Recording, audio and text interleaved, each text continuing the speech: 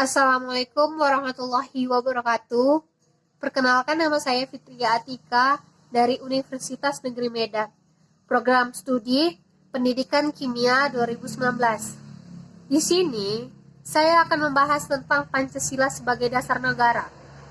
Dalam Pancasila sebagai dasar negara, ada namanya menelusuri konsep dan argansi Pancasila sebagai negara. Yang pertama, ada konsep negara. Apa yang kalian tahu tentang negara? Nah, menurut Diponolo tahun 1975, negara adalah suatu organisasi kekuasaan yang berdaulat, yang dengan tata pemerintahan melaksanakan tata tertib atas suatu umat di suatu daerah tertentu. Negara juga merupakan integrasi dari kekuasaan politik. Negara adalah alat atau agensi dari masyarakat yang mempunyai kekuasaan untuk mengatur hubungan-hubungan manusia dalam masyarakat dan menertibkan gejala-gejala kekuasaan dalam masyarakat. Manusia hidup dalam suasana kerjasama, sekaligus suasana antagonis dan penuh pertentangan. Dapat disimpulkan, negara adalah suatu organisasi dalam suatu wilayah yang memiliki kekuasaan tertinggi, yang sah dan ditaati oleh rakyatnya. Yang kedua, ada tujuan negara. Tujuan negara menjadi salah satu dasar berdirinya suatu negara. Dengan tujuan negara, suatu bangsa merancang cita-cita kehidupan masyarakat, berbangsa dan bernegara yang ingin dicapai. Cita-cita itu pun dirancang berdasarkan nilai-nilai luhur yang dianut oleh negara tersebut, yang sesuai dengan karakteristik bangsa dan pandangan hidup masyarakat. Yang ketiga, ada menelusuri konsep dan argensi dasar negara.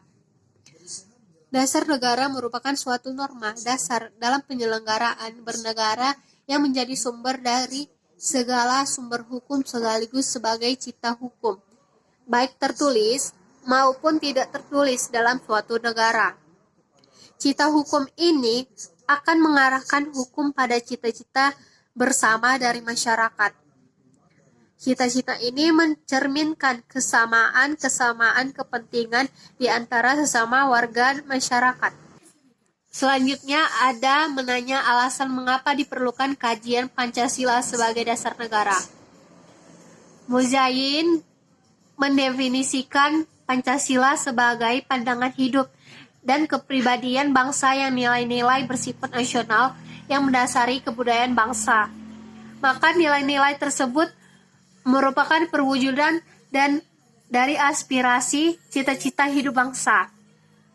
Dengan Pancasila, perpecahan bangsa Indonesia akan mudah dihindari karena pandangan Pancasila bertumbuh pada pola hidup yang berdasarkan keseimbangan, keselaraan, dan keserasian, sehingga perbedaan apapun yang ada dapat dibina menjadi suatu pola kehidupan yang dinamis, penuh dengan keanekaragaman yang berada dalam suatu keanekaragaman yang kokoh, menurut Muzayyin tahun 1992.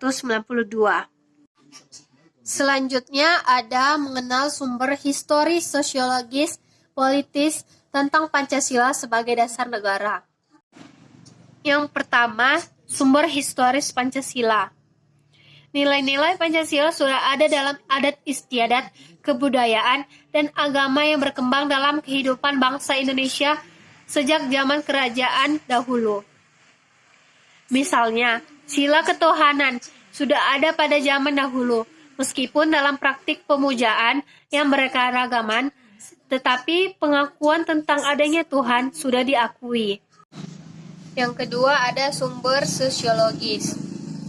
Sumber sosiologis Pancasila sebagai dasar negara, keadilan sosial setidak-tidaknya memberikan pengaruh pada usaha menemukan cita negara bagi bangsa Indonesia yang akan membentuk negara dengan struktur sosial asli Indonesia.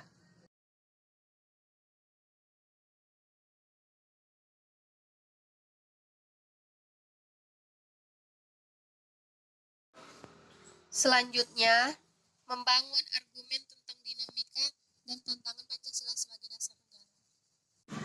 Yang pertama ada argumen tentang dinamika Pancasila. Pada masa pemerintahan Presiden Soeharto, ditegaskan bahwa Pancasila sebagai dasar negara akan dilaksanakan secara murni dan konsekuen. Pada tahun 2004 sampai sekarang, berkembang gerakan para akademisi dan pemerhati serta pecinta Pancasila yang kembali menyuarakan Pancasila sebagai dasar negara melalui berbagai kegiatan, seminar, dan kongres.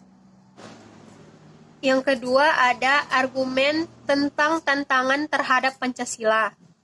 Pada era globalisasi dewasa ini, banyak hal yang akan merusak mental dan nilai moral Pancasila yang menjadi kebangsaan bangsa dan negara Indonesia.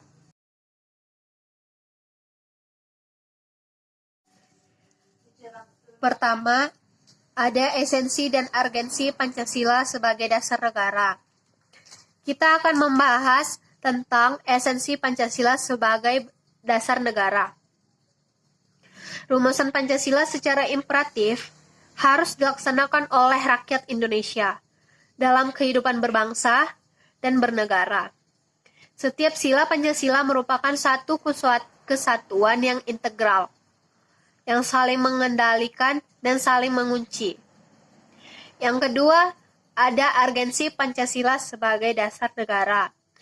Untuk memahami urgensi Pancasila sebagai dasar negara, dapat menggunakan dua pendekatan, yaitu institusional atau kelembagaan, dan human resource atau personal sumber daya manusia. Yang kedua ada hubungan Pancasila dengan proklamasi kemerdekaan Republik Indonesia. Terdapat 3 hubungan Pancasila dengan proklamasi kemerdekaan Republik Indonesia. Yang pertama, Pancasila adalah dasar dalam pembuatan proklamasi. Yang kedua, menjadi dasar perjuangan dari bangsa Indonesia. Yang ketiga, melawan tindakan para penjajah yang melecehkan bangsa Indonesia.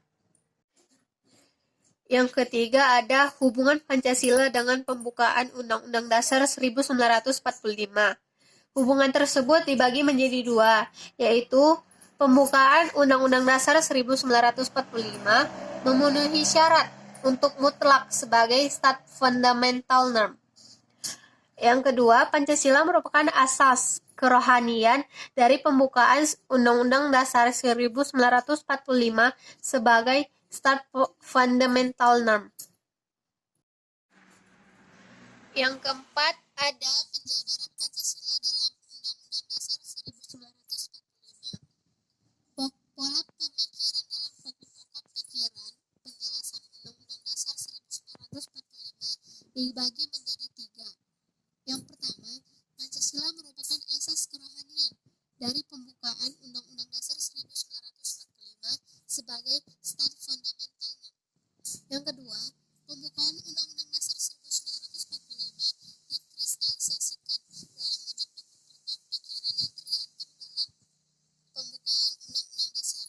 Yang ketiga, pokok-pokok pikiran yang tergantung dalam pembukaan Undang-Undang Dasar 1945 terjemah dalam pasal Undang-Undang Dasar 1945.